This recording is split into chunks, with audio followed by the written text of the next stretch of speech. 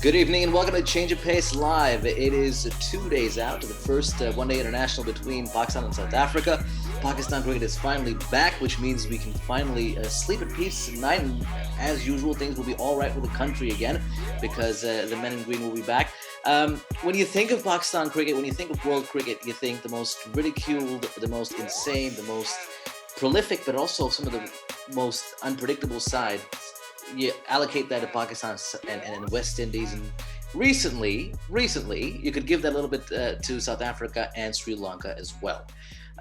Carl Lewis is joining us. Carl Lewis is a reporter based in Cape Town. He does a lot of sports content now for a betting company too, and we're gonna try to grill Carl about South African cricket tonight. We're gonna try to understand how afraid we really should be in the next couple of weeks. I think we are quite happy that we won't have to face you in the red ball format. And of course, alongside with me, I've got Ahmed Hassan. Carl, I'm going to start with you. Thank you for being on the show, and tell us about this South African team. What are we supposed to be worried about? And do you think we have a chance? Oh, pleasure to be here, first of all. Thanks for having me, guys. Well, obviously, you guys are playing in South Africa, so I think you'd have to favor the South Africans. But I think, obviously, after the last Test series and T20 series, I think there should be a little bit of optimism in with Pakistan. I think there's a few players that are playing really well, and I truly believe that you have match winners in your team. And T20, one person can win that game for you. So therefore, I always think you guys will be in with a chance. But it's also a very exciting time for us. I think after a very good domestic T20, where I feel the South African fans were engaged with cricket again, it was a very successful domestic tournament.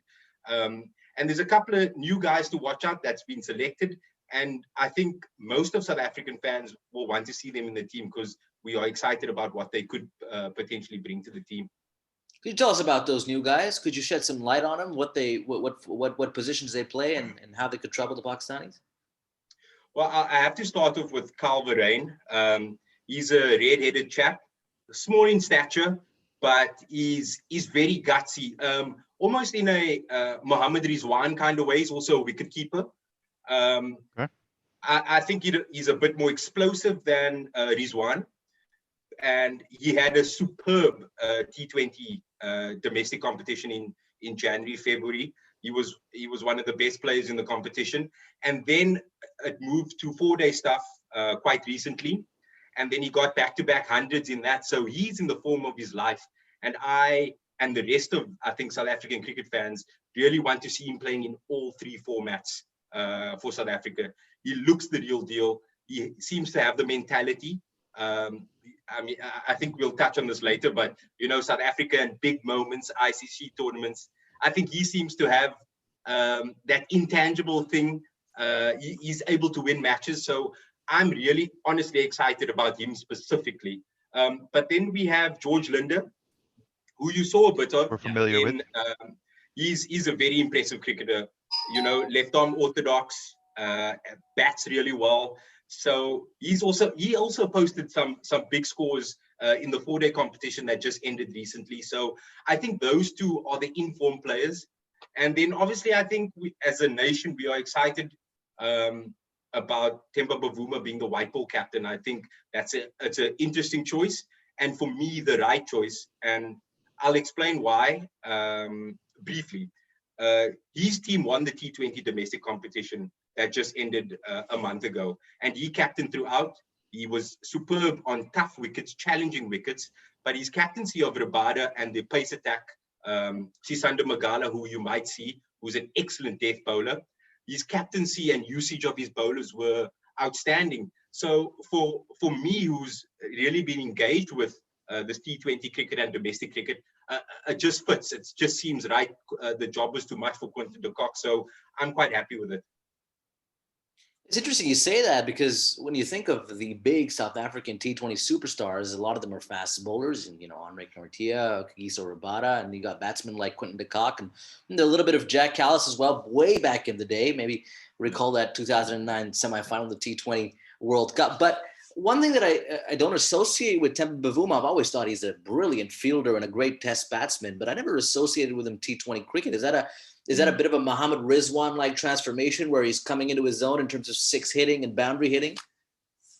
Yes, the times that he has opened with Quinton de Kock, we had a tough series against England, um, one day and T20, and he showed signs that him and Quinton could work as a pair.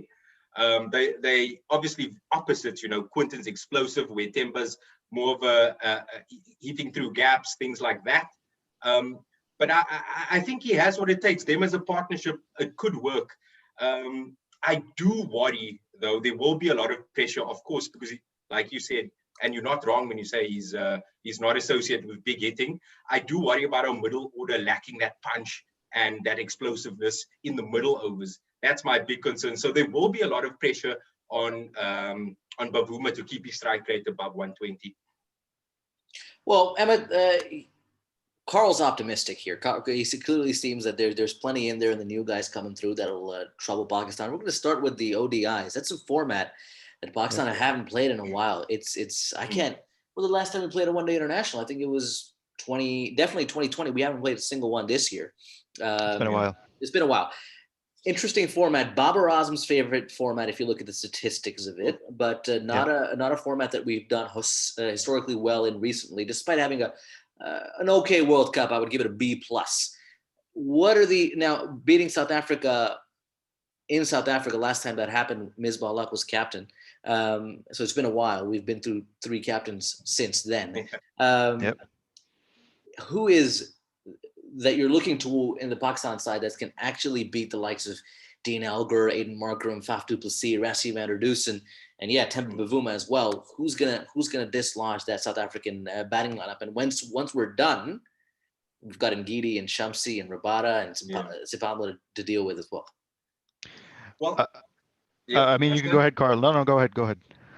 Let's have your answer for first. For me, I think the key player, key bowler, or one of them is Shaheen Afridi. I am probably his biggest fan. I think for a 20, 21-year-old, even a year ago, even when he was a teenager, I felt he bowls like a leader of an attack. And I've been so impressed. His areas, he's always challenging batsmen consistently. Even on the tour in South Africa about 2 or 3 years ago, I was like, this kid is an absolute gem. He is world-class, and he's only 20. And you said on Twitter, how do we get a Rabada? But I feel like you have someone who has all the attributes of a great fast bowler. He's tall, he can move the ball, his Yorkers are outstanding. So for me, that is our big worry. Yeah, I think that's absolutely right. And I think the last tour that, Pakistan did have of South Africa, Shaheen was just coming onto the scene, and I remember even then he'd only played a couple of matches, and we were thinking this is the guy that we need. And all the matches that he didn't play, we were asking for him to be included.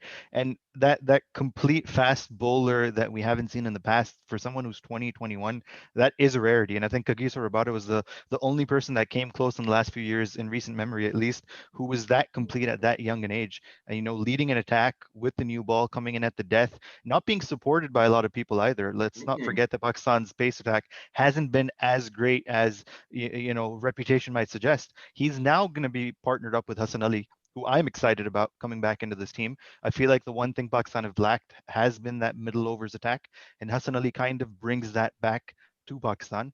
But yeah, for sure, I think Shaheen Afridi is the key guy there in terms of the bowling attack. Batsman, I don't think we have to look further than Babar Azam. I think Babar needs that tour again, something where he picks up runs, because he's looked decent so far. We saw some glimpses in the PSL. We saw some glimpses before that against South Africa as well, but he hasn't had that statement innings yet. He's been removed from the game for a bit, had some injuries. He's coming back into it, and now as a captain, he really wants to make that claim. So I think Babar Azam for sure is the guy to be looking at again.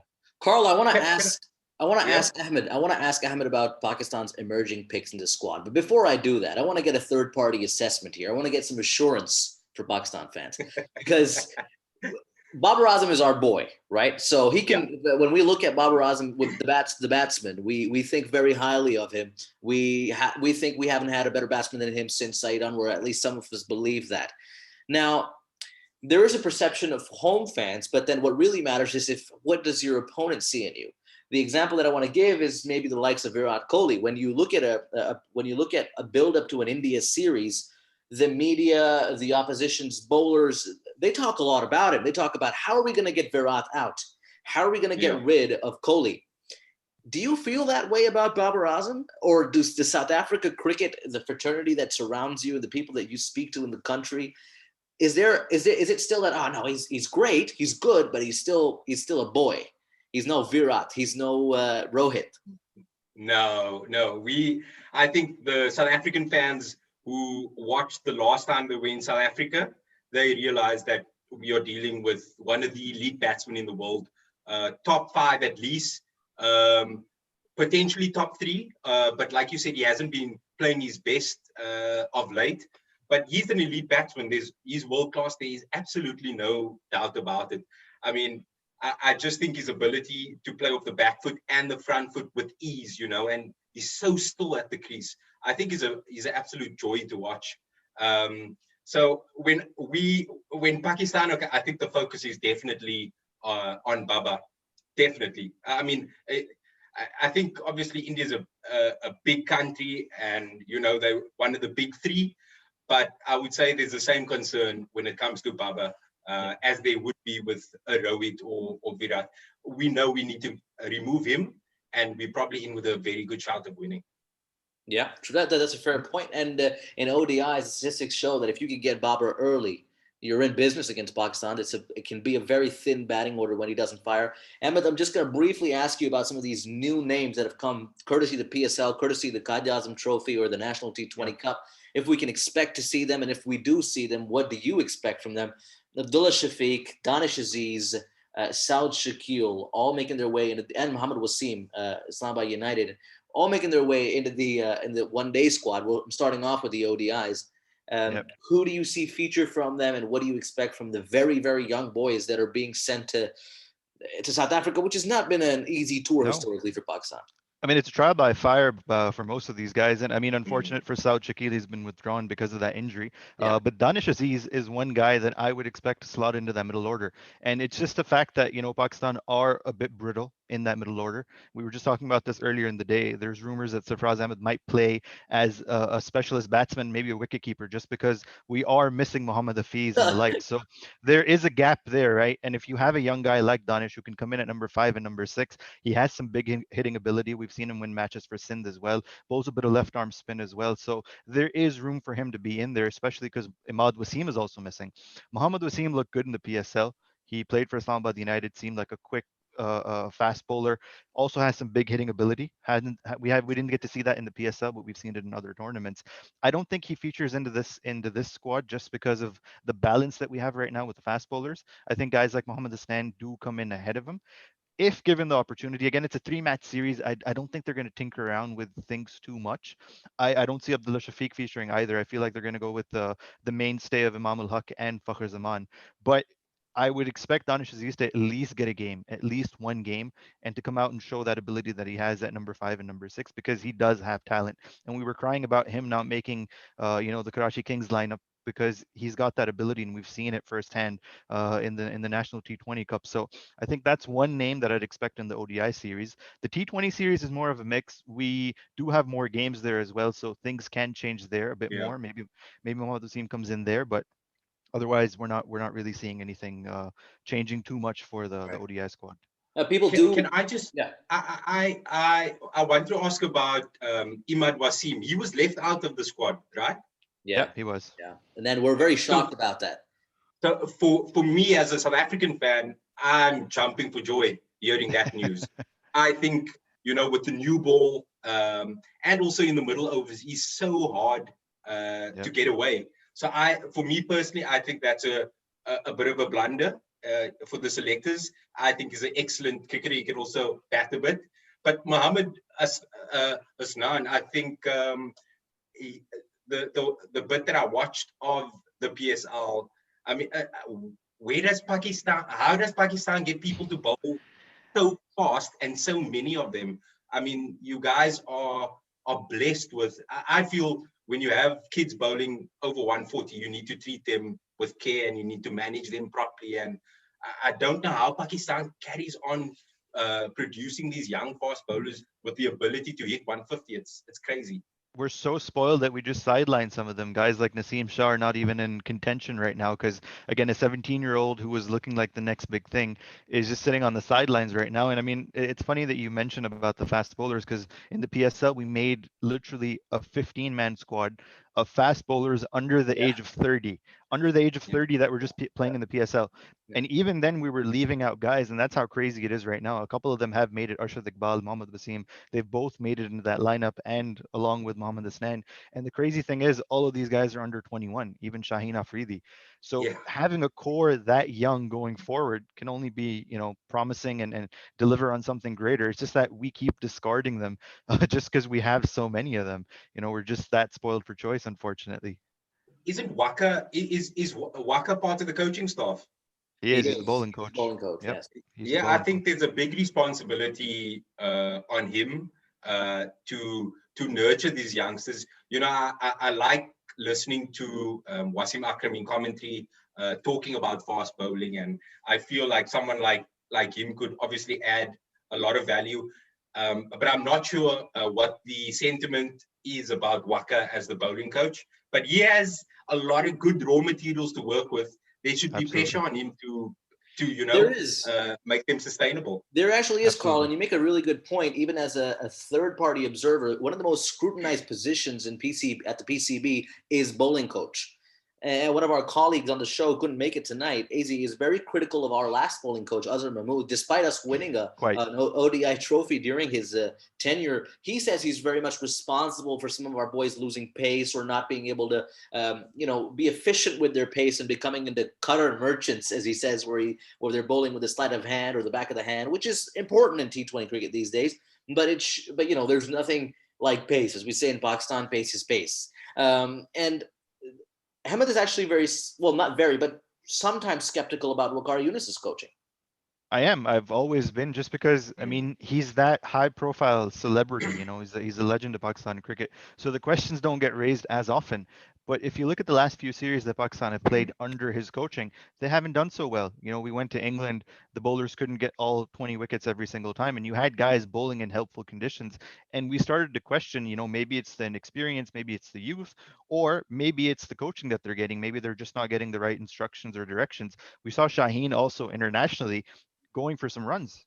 He's been brilliant, but he's also been overbowled, overworked, and he was going for some runs even down in New Zealand and even against South Africa. So there are questions there, and I feel like you said that the raw materials are there. He has that ability to really mold these young cricketers, but so far we haven't seen a drastic improvement in any of them. Maybe he needs a bit more time. Maybe the lack of consistent international cricket's what's affecting them right now, but otherwise, yeah, he's got everything at his disposal to really make at least a 4 to 5 man squad of fast bowlers that carry Pakistan through at least to 2025. It's a Yeah, very important point that Ahmed makes, and I know we don't have red ball cricket on this tour, but there is a legacy perception of Pakistani fast bowling. In Pakistan's past 5 away Test matches, we've scored 300 more times than we have taken 20 wickets. That is a frightening statistic as a Pakistan fan. wow. Yep. Right. Yeah. And that means that the batting is doing something right, because number 5, 6, and Mm. 7, and even sometimes 8 with Fahim, they're coming through and they're scoring valuable runs, but the 20 wickets aren't happening. And you could score 600 runs, but 20 wickets is what wins you a Test match. You can get Yep. away with it in the And T20 Yeah. and bowlers like Fahim Ashraf, who are now getting coaching from legends like Muhammad Yusuf in the NCA, or they're getting coaching from Yunus Khan at the national level, are really delivering with the bat. So it means that someone's doing their job. You're getting also guys like Yeah. Fawad Alam, who've been very prolific in the domestic game, but also coming out and scoring hundreds. Yeah. In places like New Zealand, fighting hundreds. So that means there's Yeah. something that's going right with the batting, but the bowling hasn't really shown that spark that you'd expect under someone like Waqar Yunus. Right, Carl, we've Can told I you. jump in? Can Go I for it. jump in Go quick? for it. Sorry, guys. You No, no, mentioned go for it. Fahim Ashraf. His growth as a cricketer in this past few months has been phenomenal. He's quickly become one of my favorite cricketers. Because I'll be honest with you, I wasn't sure about his role in the team. You know, bowling 128, 133, but his performance is standing up with the bat. I think that alone means he should be in the team. And to support three quality pacemen, I think there's a big role for him to play, and I'm so impressed by his growth as a cricketer. Wayne Parnell, 100%. Wayne Parnell said to me, "We need to watch him. I need to watch him." You brought this upon yourself, Carl, but now we're going to make you pick Fahim Ashraf or Hardik Pandya. I guess I'm sorry to your fans, but I think I have to go Hardik at the moment. Well, it depends on what we are in a 50 in white ball cricket. I'm going Hardik because his explosiveness is unbelievable. Yep. But I don't think Hardik can build an innings like Fahim Ashraf is currently doing. So in test matches, I think I would go with Fahim Ashraf. He also bowls more consistent areas, and I think potentially. Not counting slow balls and cutters, but I think he can do more with the ball seam-wise than Hardik. So white ball cricket Hardik and red ball cricket Fahim. Safe answer. It's a safe answer. I think that's a very good answer. Got off on a technicality, but yeah, it does make a lot of sense, Carl. Yep. Right. Enough about us, though. Enough about us, because in Pakistan, left and right, we feel our house is never in order in terms of the PCB, the way it's administered. We've had, issues with the CEO of the PCB in the past. We've had issues with the players colliding with the administration. We've had captains not wanting to play. We've had captains changed. We've had chairmen changed. We've had the prime minister intervene. I mean, of course, he's a cricketer and a great one at that. But we do feel that drama around Pakistan cricket is like amazing. It's the best drama that you get in the country. Yeah. However, in the last 18 to 24 months and even longer than that, we see South African cricket taking us on in terms of drama in the boardroom. And we're just like, we are the Oscar winners now. Exactly. Yeah, right. And we're just like, so I'm not going to give you any context, and because a lot of us we don't know, take us through what the hell has happened at the CSA. Okay, so I'll try to be brief-ish, but I think I'm going to start with the former CEO, Haroon Logart. So he was a really good CEO. Perhaps not the most popular with the board, but he got things done. He was single-minded. We were cash rich. We had lots of cash reserves. Our coffers were healthy under him. I'm not saying, he had his own fight with India, which is not always the smartest thing to do in our current climate, but he was a good CEO. But then he had the bold idea, which I think was the right idea, to have the Global League T20. And, we had private investors. I think the Kalander's owner, he was an investor. Yep. I spoke to him over the phone when everything was falling apart.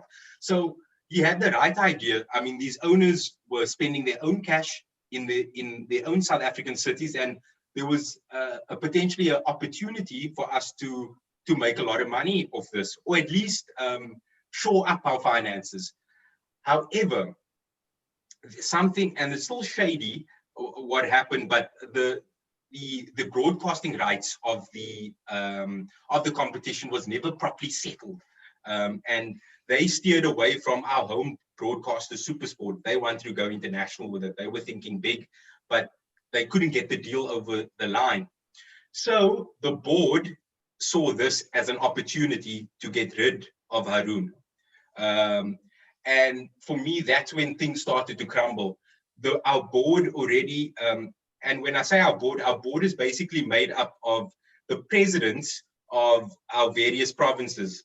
Right. So these are not professional administrators. These are amateur administrators making massive decisions that affect our financial status.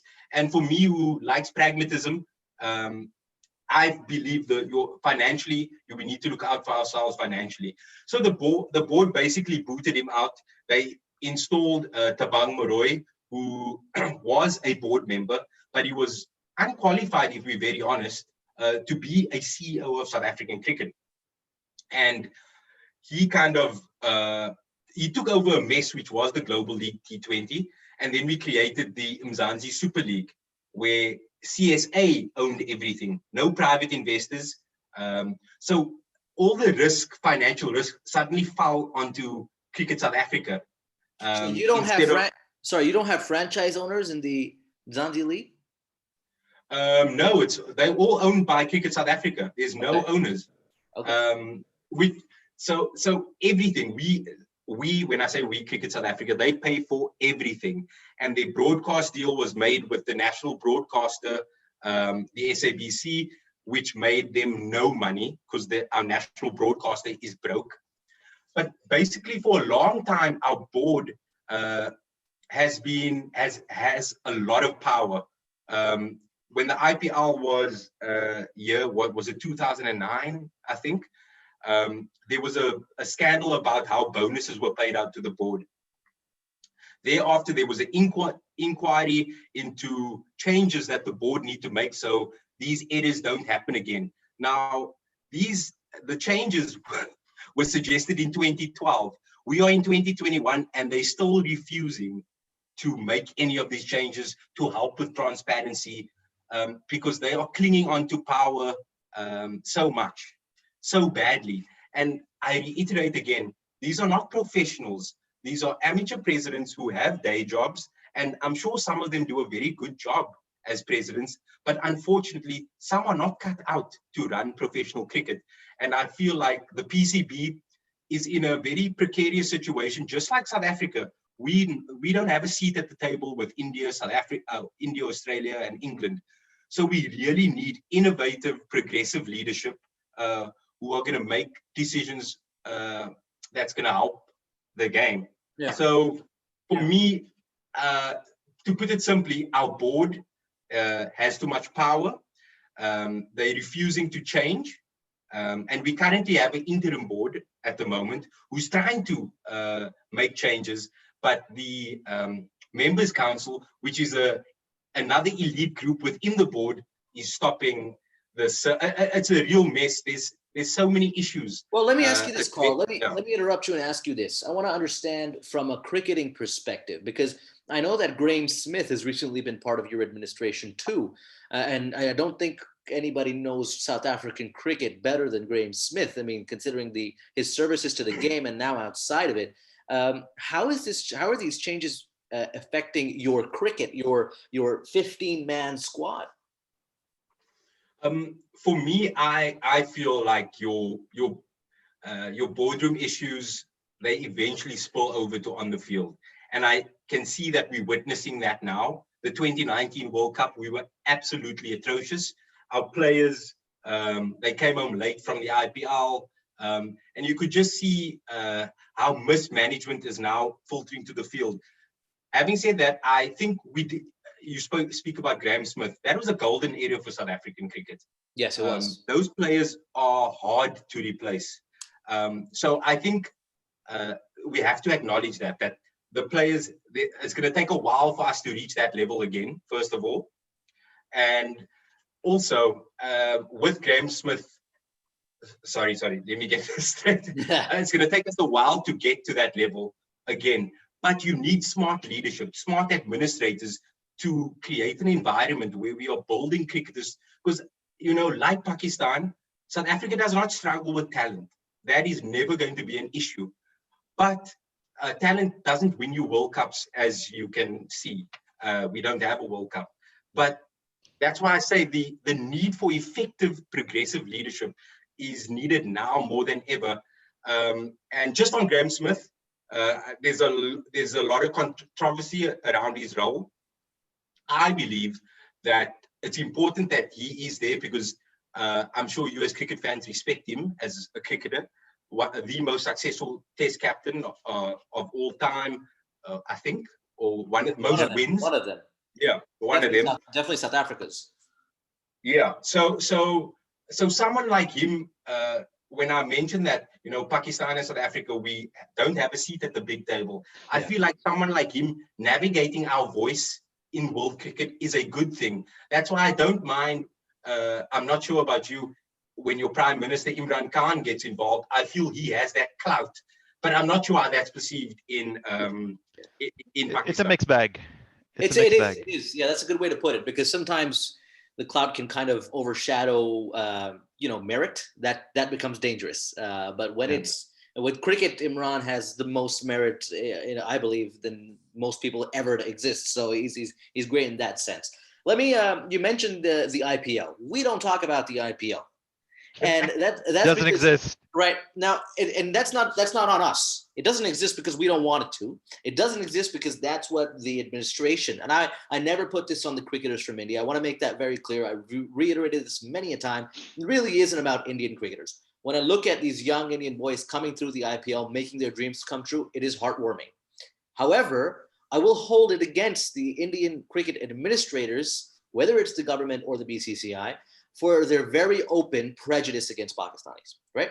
Absolutely. And it's been a while since we've been able to come up on our feet with our internal issues, security issues. We're fine because I'll tell you what, even in the golden era, India haven't won a World Cup yet. We're still waiting. So I'll keep waiting, and we'll see you in the final again, and we'll see what happened last time we met in an ICC final. But before I digress, before I move on to that, now you're facing a full-strength Pakistan side at home. Your players aren't showing up because they're going to the IPL. How has it come to that, and how do you feel about that? For me, personally, I take the view of, our players have an opportunity to get paid a very good sum of money for their skill set. And I don't think you should rob anyone of the potential to earn money. I personally I love my country, but I don't think we can put it on the players to be patriotic when a massive payday is waiting for them. So right. For me, I take that approach. I understand they need to go, they need to earn their money. As long as they can come back for World Cups in time. That really annoyed me that we overstayed our welcome in India, and we were ill prepared for the 2019 World Cup. So for me, I do not mind the boys leaving at all. In fact, it gives us chances for other guys to test their skills. But I'm all about let the boys earn their money. They deserve it. But at what point in our cricketing watching careers did a domestic tournament, because that's what it is, the IPL, take precedent over international cricket? Now, the money's there.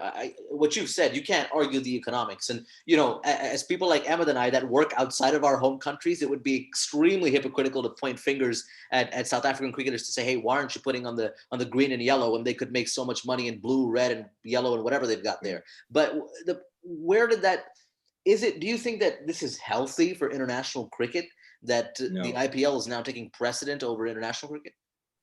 I think we are being foolish if we're going to say this is healthy. I mean, I'm sorry to say, but this, as much as the BCCI have given players the opportunity to earn great money, it's basically a hostile takeover of cricket, to be honest with you.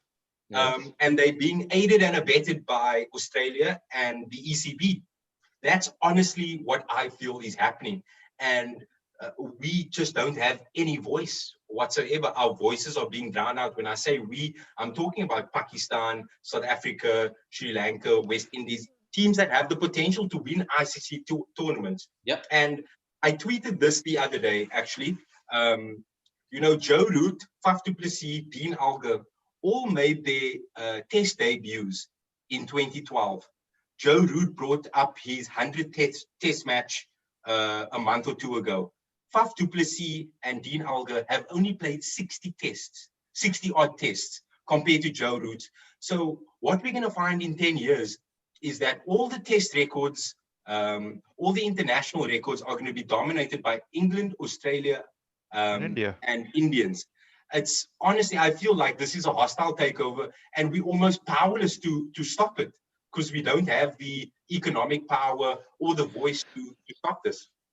They just played 4 test matches, less than 3-4 weeks ago. They're going to go down again, India in England, play another 5-match series which is 9 test matches. We're not playing 9 test matches in a year. I think South Africa and Pakistan are struggling in that regard.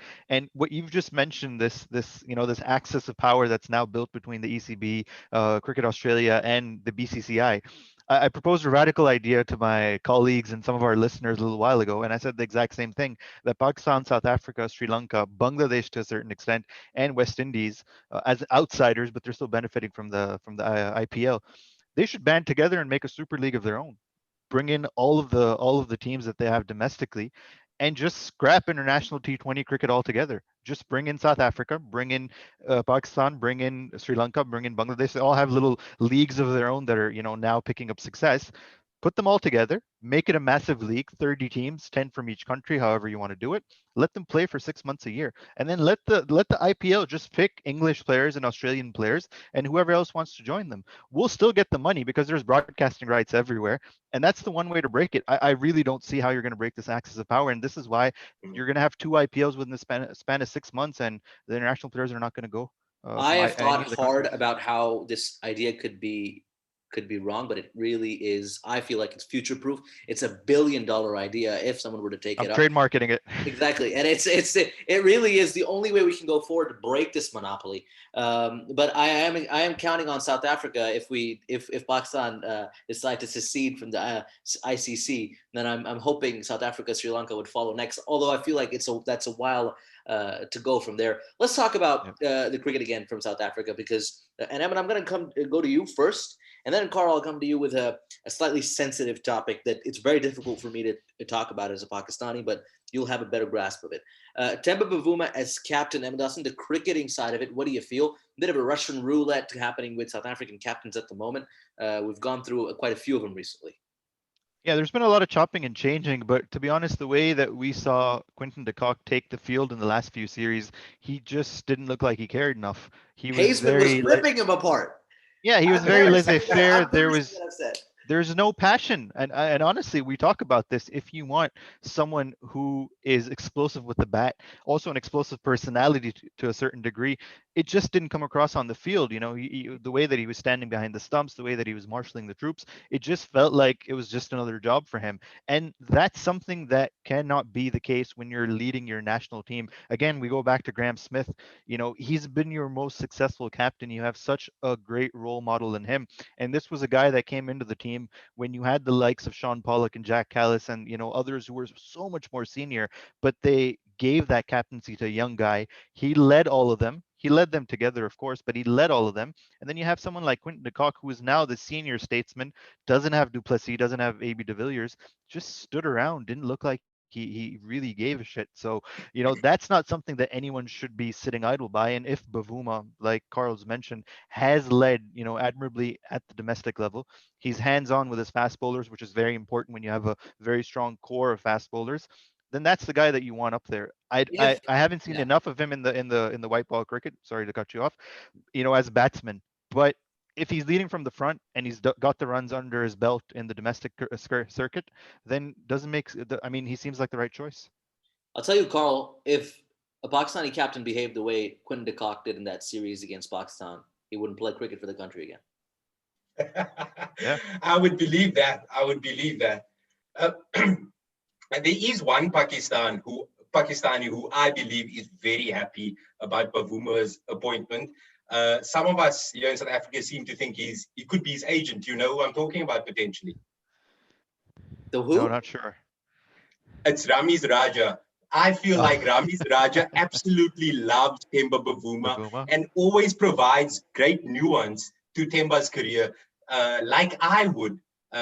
He doesn't have a lot of hundreds, but he scored so many important 50s, 70s in Australia, big innings, which wasn't 100. And I think Ramiz Raja kind of gets this. So Temba is the guy, when your back's against the wall, he's probably going to stand up. Yeah. And I'm not going to say it's all rainbows and sunshines that he's captain. He still has a lot to prove in white ball cricket.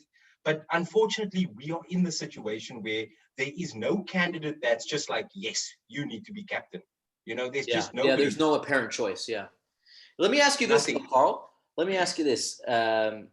By the way, that clip about you complimenting Ramiz Raja, we're posting that because Yep. nobody We're compliments. tagging him. Yeah, not enough people compliment Ramiz Raja from our team. So where that's going, that's definitely gonna go up there. I love Rambo.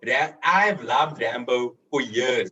His voice gives me comfort. He does make silly dad jokes and sometimes does say silly things, but Yep.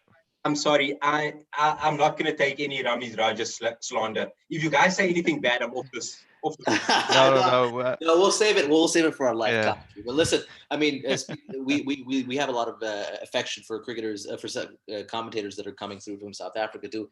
Hazeman was incredible in this last series.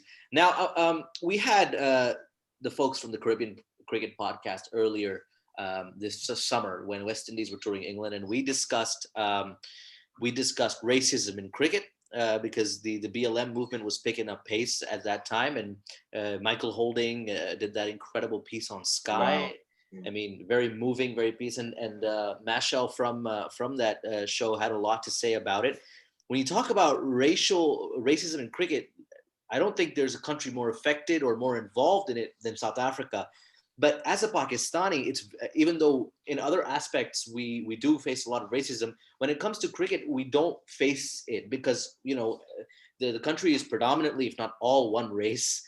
Yes, we have different cultures and religions, yes, but the race is still the same. And yes, there's issues within the cricket domestic setup, but it's not we don't see racism in sport the way South Africa has experienced it in the past. So for us, when we look at things like the quota system, when I speak to Pakistanis about it, there's two very varied opinions, and I sincerely apologize if any of that is offensive, but I want to bring it out to the open so I can get your thoughts on it, because some people feel that, okay, the quota system is great until you hit the national team, because at the national level, when that 11 people that come out to South Africa, it shouldn't matter what your skin color is, they should be the best at that position they're playing for South Africa.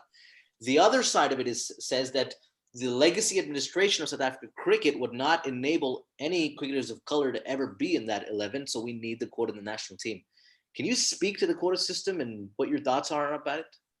Yeah, absolutely. I know that. I know it's a tough one. I know it's a lot, but Asian fans, they do get involved in this conversation, but once again, race impacts literally every moment, every situation in South Africa. We feel the effects of apartheid to this day. But as an outsider looking in, I can totally understand fans thinking, but what's going on? Why is there quotas, And especially when it comes to the national side, I get that.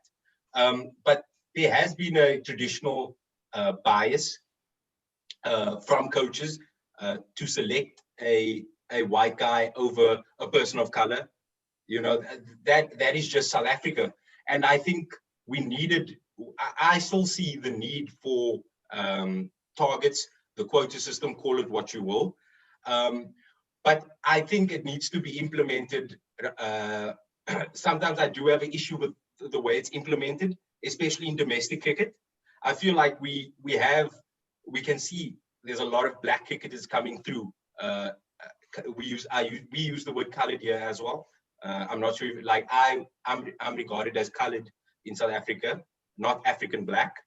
So we have a lot of coloreds and blacks coming through the system. You can see it in our national side. Kagiso Rabada is, a gem. But in domestic cricket, there are times where, as a person of color, I do cringe a bit because the targets are so intensely enforced. So sometimes you do get a case where a person of color that's averaging 25 is in a team, whereas someone who's a white guy who's averaging maybe 35 is not in the team. So I feel like, especially in a professional setup, that can create a lot of angst in a dressing room. So I do have issues with the way it's enforced at times, but I totally see the need for it, considering our history. There still is a need for it. But all this goes back to grassroots cricket. So one of my colleagues wrote an amazing article about the lack of black batsmen, African black batsmen. and he painted the picture of what it takes to be a batsman. And if you look at South African batsmen, they all come from very good schools, let's say, Right. well-off schools. Rich families. Rich families. So as a batsman, you need to be batting from a young age, getting, whether it be private coaching or just training. There's a lot that goes into it. A hungry tummy affects. And so there's so many factors to consider. But I will say, as a South African and as a person of color, I do see the need for targets or quota system. However, I think the way it's enforced sometimes, like if I just think as a person of color, if I was selected ahead of someone and I would sense if I'm undeserving. And it's an awkward thing to put a young person of color into that position. So there needs to be perhaps a bit more leeway for coaches and selectors in our domestic cricket. I get that. Right. So that's my issue. At the national level, you understand it. Emma, do you want to say something? Yeah, I just want to add a point, and I feel like there's a certain. I'm not going to equate the same thing, but I feel like what you're saying about someone who might be undeserving, they'll come under the same scrutiny as someone like Imam Ul Haq right now comes under because of his relationship to someone who's influential. So it's a similar kind of mindset where people will start to make those taunts or make those jokes about you, where you just get regarded as whatever that number is, or whatever that name is. That's essentially what you're being limited to, when in reality it's not your doing. Maybe you haven't been that good enough in that season and someone picks you because of whatever the system might suggest you should be picked as, but that's not your fault, and that's absolutely unnecessary pressure that should be put on a young player. And I think he's a good player, Imam. I like actually him. do. We like him too. I think he's a good one-day opener, but that makes a lot of sense to me, Carl. So you're appreciative of the system that's trying to correct a lot of the after effects of apartheid, but you wish that the system would get a little bit better. I want to move on to something a little bit lighter now, of course, but still pretty trivial.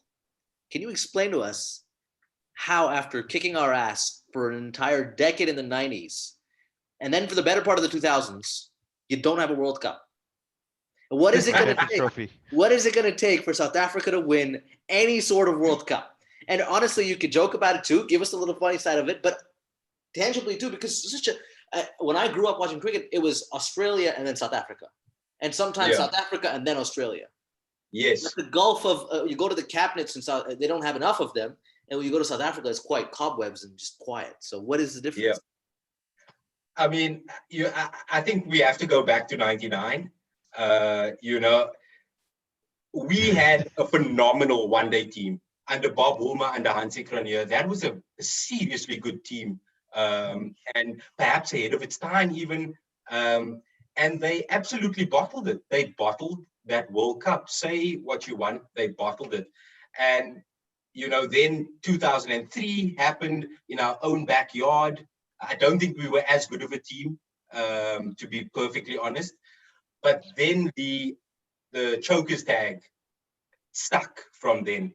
And I honestly think it plays a massive role in our fan psyche and in our player psyche. And for us to win a World Cup, I genuinely believe we need some luck on our side. We just need to release the pressure, and for us as a nation to just breathe, our players to get out, whether it be the T20 World Cup, just a tournament we need. Yeah, it's like us versus India in World Cups. I was just going to say the same thing. We just need a win to get that voodoo out. But it's not like South Africa doesn't win World Cups in other sports. Yes, I mean, we've won the rugby. We've won the Rugby World Cup. The African Nations Cup we won in 1996. That's soccer. Yeah. So for me, it really has to. I feel like this chokers tag plays a massive role in our players' minds, and it's unfairly so. Winning a ICC tournament, a lot has to do with luck and timing. You can play your best cricket for 6 months. You could have peaked 2 months before a tournament, and suddenly you're the best team going into the tournament, but your squad might be fatigued. There's so many factors that I like to look at. And sometimes the team that's supposed to win just doesn't win. Like, the Windies, Pakistan, they'll just throw you a curveball and win an ICC tournament. So for me, I believe it just comes down to a little bit of luck. We need luck to go our way. And, you know, I wouldn't be surprised. I'm not going to say we're going to win it, but, you know, I feel like the way South African cricket is and the sentiment around our national team where fans are just not feeling it. I feel this could be a nice way to go into this World Cup later this year. No pressure. Where there's 100%. less expectations. 100%. Yeah. Yeah. So I yeah. think because that boat that you guys had of those talented cricketers from, you know, somewhere around 2008 all the way up until 2016, I'd say that was. I think that was one of the best South African periods of cricket in terms of talent. You know, you had the best ODI players, the best T20 players. It baffles me how you guys didn't manage to do it. I think 2015, that luck that you're talking about just didn't come your way. 2011, you guys also had a very good team. And I think going into this tournament now with no expectations, maybe not your best squad in terms of talent either, that might be the best way to do it. And I feel Pakistan go into these tournaments looking better when our backs are against the wall. Yeah. No one believes in Exactly. us, and we're just going in there and we have nothing to lose. And I think South Africa right now might be in that situation too. All right, Emma, I hope we are. expectations. Speaking of expectations, we're going to wrap up here. We got 5 minutes to go. I'm going to start with you, Emmett. Give me some numbers on this series, the ODIs and the T20s. What is the series results going to look like? Oh man, I don't want to embarrass myself, but look, I do believe that the ODI series is going to be more heavily contested. I don't think Pakistan are as good in that format right now, and South Africa are playing their better squad in the ODI lineup as well. I think it's 2-1 to South Africa there. I feel the T20 series though better balanced, a better Pakistan squad in that sense too. South African team slightly younger, slightly weaker in that aspect. I'd say 2-1 to Pakistan in the T20 series. I think South Well, Africa there's at four of least them. pull off There's one four game. of them. Oh, sorry, 3-1. My bad. Yeah, I 3-1. was thinking 3-3. Yep, 3-1. All right, Carl, what do you think? Give us some numbers. I actually tend to agree with you, Ahmed. I think 2-1 ODIs, but 3-1 to South Africa. I think in the T20s, our best team might not be playing, but I still think home conditions might suit us, our placement. So 2-1 to South Africa in the one-dayers and 3-1 to South Africa in the T20s. Yeah. Okay. Just all right. one quick question before we wrap up. What are the wickets like right now in South Africa? Because we've seen in the past that spinners have really come into play. You know, we saw a series against India where Kuldeep Yadav and Chahal were, you know, running circles around you guys, and that I think might be the deciding factor. We struggled to play Tabriz Shamsi in Pakistan. So is this a similar situation where it's slower wickets right now? I think so. I think the pitches are a bit slower. We're getting into winter now. There's a bit more moisture. In our 4-day domestic final that ended last week or a few days ago, the winning team, their spinners got 10 and 9 wickets. So of the 20 wickets taken, 19 were taken by spinners. So, and Unheard you know, of we it, have a South massive Africa. issue playing spin. So how we deal with the likes of Shadab is going to be key. Usman as well. Usman Qadir, I think that's why I'm a bit more optimistic about T20s. Yeah. Yes, I think you have a good point there.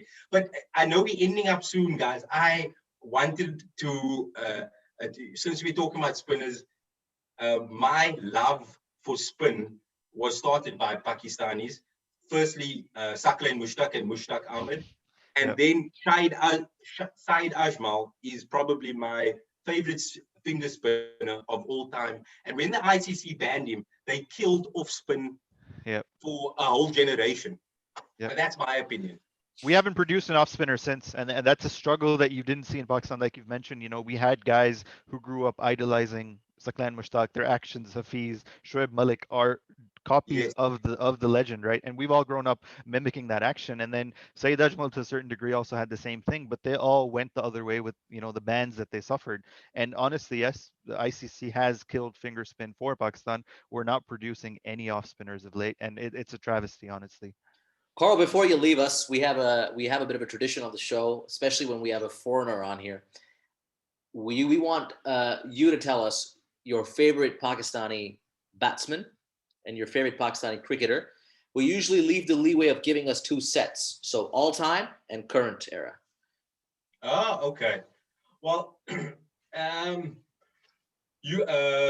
have to go with Inzamam. I was in love with Inzamam of 2005. Around that time, he was getting a bit older, but the man was just scoring runs. Yeah. I love that version of Inzamam. And then the Yusuf Johanna to Mohammed Yusuf Shift. That fascinated me because the guy in 2006 was an absolute run machine. And the combination of Yusuf and Yunus, I love those two. Yeah. But if you had to pick one, Carl, of all time. From the three. Inzamam, 2005, around that era. All right, and bowlers? Makes sense. Bowlers. Well, for choice. It has to be Said Ajmal, all time. But I have a real soft spot for Rana Naveed. Don't ask me. No way. Where has that? No one does. Where has that come? Wait. I want to hear about this. Where has that come from? That is. I don't know. He could bowl a good Yorker, and I used to like his action. I used to impersonate his action in my house quite a lot. So there's a bit of a soft spot for him and Umar Gul. Well, Umar Gul, I understand. Yeah, 100%. Rana Naveed. He's probably like his third fan in the entire world at this point. I think outside of his family, it's just Carl. Sure. Right. Current era, you don't have a lot of choice. A lot of the picks are predictable, but favorite batsman and favorite bowler in the current era of Pakistan cricket? I don't want to go with the obvious Baba. He's beautiful to watch, no doubt. But there's something about Shan Masood in Test match cricket, which I think there's something to work with there. And then obviously bowlers, Shaheen Afridi. But I think just all time, can I just throw one more name out there? Yeah. Please. Guys, Mohammad Asif was a ridiculous flippant bowler. Yeah. I mean, the skill set of this man. I would love watching spells from him because he reminds me a lot of current day Vernon Philander. I honestly feel like they just bowl and they're not even sure what's going to happen with the ball. It can move that way, move this way. I mean, Mohammad Asif apparently said that every single thing he did, and the interviews that come out now, I mean, I hope that you can watch some of them. He just sounds like the most, the guy is just so full of himself, but he really had that talent and he really had that ability, and we can't deny it either. I think he's one of the greatest misses for Pakistan cricket that we've ever had. Very unfortunate for the game, and he says that he could control the seam. In terms of which way it goes. So, I mean, he's a magician, maybe some magic in there too, for sure. But listen, Carl, it's been an absolutely magnificent hour from the fun that we've had to some of the more serious topics and a bit of a look at the series as well. I think it's going to be a good series. I think the relationship between South Africa and Pakistan cricket is growing. Whether it's been forced to grow because of our circumstances, I'm not sure, but I think it'll only get stronger from here. So thank you for your time. Hopefully we can reconvene again at the end of the series with a nice result for us, but we wish South African cricket all the best in the way forward. And if it doesn't come at our expense, I actually wish you would win a World Cup. It'd be nice to see. Thank you, guys. It's been an absolute pleasure. The hour has flown by, and I hope this is not the last time. It's been really fun. Absolutely. Right, folks, stay tuned to the rest of Change of Pace. Of course, starting Friday, we'll be live every single ball of the South Africa, the Pakistan tour of South Africa, the one-dayers and the T20s. Until then, take care and Allah Hafiz.